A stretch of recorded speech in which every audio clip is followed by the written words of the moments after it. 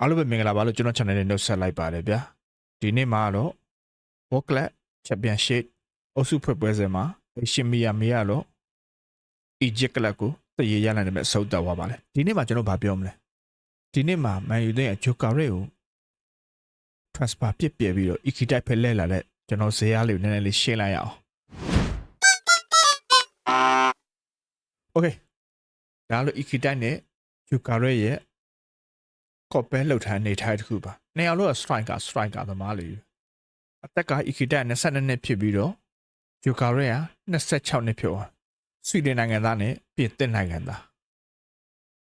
ဘယ်ချက်လက်လေးမှာ Ikita တာလဲဂျိုကာရက်တာလဲဆိုတော့ကျွန်တော်ချက်လောက်ကြည့်လိုက်အောင် Okay Ikita အသက်22နှစ်ပဲရှိသေးတယ် transfer budget 42သန်းနဲ့55သန်းဝန်းကျင်ရှိတယ်နော်သူ့ရဲ့ history ချက်ကြည့်လိုက်တဲ့ချိန်မှာ Ikita နောက်ဆုံးမှာဂျာမနီကဖရန့်ဘတ်မှာ15ဂိုးထိသွင်းထားတဲ့နေထားတစ်ခုရှိတယ်။ဂျိုကာရက်မိနိုင်လားဒီနေထားစာချုပ်နေထားနဲ့ဘယ်လောက်ရှိတယ်။စာချုပ်နေထားတော့6,900လောက်ချုပ်တာစာချုပ်နေထားနည်းနည်းမြင့်တယ်လို့ပြောရမယ်နော်။သူ့ရဲ့ overview ကိုကျွန်တော်ချက်လောက်ကြည့်လိုက်ရအောင်။ overview ဘိုင်းမှာ Ikita ဘာကောင်းတယ်ရှေ့ striker သမားတစ်ယောက်ဖြစ်ပြီးတော့ dribbling finishing တွေလည်းကောင်းတယ်လို့အရက်ကလည်း6ပေကျော်တယ်ဆိုတော့စားသမားတော့ဆိုးပြောမှာပဲเนาะဘာကြောင့်ဂျိုကာရက်နဲ့